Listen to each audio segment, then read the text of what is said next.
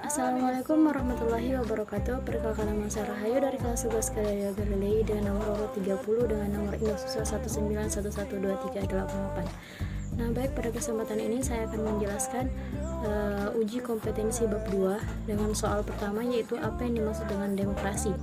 Demokrasi adalah sistem pemerintahan yang diselenggarakan dari rakyat, oleh rakyat, dan untuk rakyat.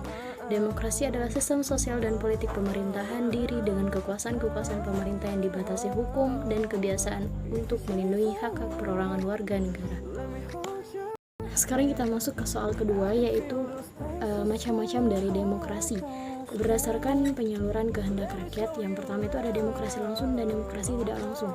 Demokrasi langsung yaitu sistem demokrasi yang mengikutsertakan seluruh rakyat dan pengambilan keputusan negara seperti pemilu. Yang kedua adalah demokrasi tidak langsung. Nah, sistem demokrasi yang digunakan untuk menyalurkan keinginan dari rakyat melalui perwakilan dari parlemen seperti keputusan yang dirumuskan dan ditetapkan oleh wakil rakyat seperti DPR, DPD, dan DPRD. Selanjutnya kita masuk berdasarkan prinsip ideologi. Yang pertama ada demokrasi liberal, demokrasi rakyat, dan demokrasi Pancasila. Demokrasi liberal itu demokrasi berdasarkan atas hak individu suatu negara yang menekankan sebuah kebebasan setiap individunya dan sering mengabaikan kepentingan umum. Contohnya Amerika Serikat, Prancis, dan Inggris. Yang kedua adalah demokrasi rakyat. Demokrasi berdasarkan atas hak pemerintah dalam suatu negara yang didasari dari paham sosialisme dan komunisme yang mementingkan kepentingan negara dan kepentingan umum. Contohnya Rusia, Korea Utara, dan Republik Rakyat Cina. Dan yang ketiga adalah demokrasi Pancasila, yaitu demokrasi yang bersumber dari tata nilai sosial dan budaya bangsa Indonesia dengan berdasarkan musyawarah dan mufakat yang mengutamakan kepentingan umum, yaitu Indonesia.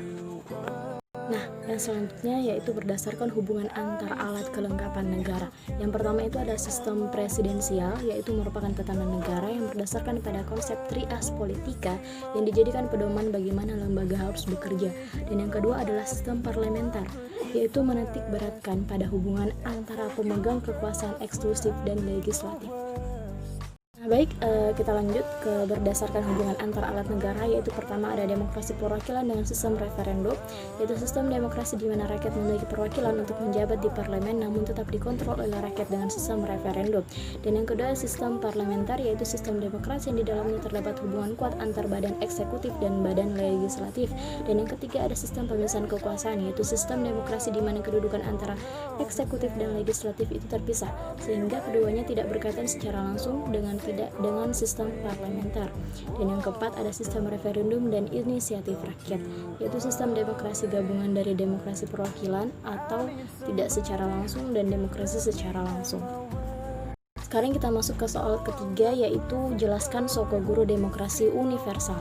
Nah, Sokoguru demokrasi universal adalah suatu sistem demokrasi yang ditegakkan berdasarkan suatu dasar berpijak atau pilar atau tiang penyangga yang hidup kokoh yang mampu beradaptasi secara menyeluruh pada berbagai lapisan masyarakat dengan menembus batas atau sekat, ruang, dan waktu. Sekarang kita masuk ke soal keempat, yaitu jelaskan bahwa nilai demokrasi Pancasila lebih unggul jika dibandingkan dengan demokrasi lainnya. Nah, Indonesia menganut sistem demokrasi Pancasila. Nah, demokrasi Pancasila ada demokrasi yang sesuai dengan kepribadian bangsa Indonesia sehingga sangat cocok diterapkan di Indonesia.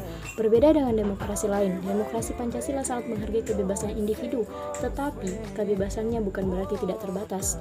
Kebebasan individu dalam demokrasi Pancasila dibatasi oleh hak-hak orang lain yang harus juga dihargai. Nah, demokrasi Pancasila berdasarkan atas ketuhanan yang Maha Esa, di mana negara Indonesia mengakui adanya Tuhan dan memberikan kebebasan kepada penduduknya untuk memeluk agama dan menjalankan ibadah sesuai dengan agama dan kepercayaan yang dianutnya. Nah, baik, kita lanjut ke pertanyaan kelima, yaitu buktikan bahwa negara Indonesia adalah negara demokratis baik secara normatif maupun empirik. Dan bukti normatif adalah bukti yang berupa doktrin tertulis yang berhubungan dengan data-data Indonesia merupakan negara demokratis. Hal ini terbukti secara normatif yaitu pada pembukaan Undang-Undang Dasar 1945 pada alinea keempat dan Undang-Undang Dasar 1945 pasal 1 ayat 1 dan pada Undang-Undang Dasar 1945 pasal 1 ayat 2. Dan dari penjabaran bukti normatif di atas disimpulkan bahwa negara Indonesia adalah negara kesatuan yang berbentuk republik yang kekuasaan tertingginya berada di tangan rakyat dan pelaksanaannya diatur menurut undang-undang. Dan bukti empiris adalah bukti yang berupa kenyataan atau bukti yang didapatkan langsung dari pelaksanaan di masyarakat. Indonesia merupakan negara demokratis. Hal ini terbukti dengan adanya pemilu yang diadakan untuk membentuk pemerintah, baik pemerintah pusat maupun pemerintah daerah, dan pembagian kekuasaan yang ada di jajaran penguasa legislatif, eksekutif, dan yudisial, dan pertanggungjawaban pemerintah yang dilakukan secara terbuka oleh pemerintah dalam jangka waktu tertentu. Nah, sekarang kita masuk ke soal ke-6, yaitu kemukakan prinsip-prinsip yang perlu dilaksanakan untuk mewujudkan kehidupan yang demokratis. Dan dengan jawaban pertama yaitu menghormati dan mengakui bahwa setiap manusia memiliki hak asasi, dan yang kedua ada selalu mengambil keputusan berdasarkan musyawarah mufakat, dan yang ketiga melaksanakan pemilihan umum untuk menentukan pemimpin negara maupun wilayah di bawahnya, dan yang keempat menyeimbangkan kewajiban dan hak-hak, dan yang kelima menjunjung tinggi cita-cita, visi, dan tujuan nasional, dan yang keenam pemerintah yang dibentuk harus berdasarkan konstitusi dan sifatnya tidaklah terbatas, dan yang ketujuh adalah negara diselenggarakan berdasarkan hukum bukan pada kekuasaan semata. Baik, cukup sekian yang dapat saya sampaikan. Mohon maaf apabila ada salah kata. Saya tutup dengan mengucapkan wabillahi taufiq wal hidayah. Assalamualaikum warahmatullahi wabarakatuh.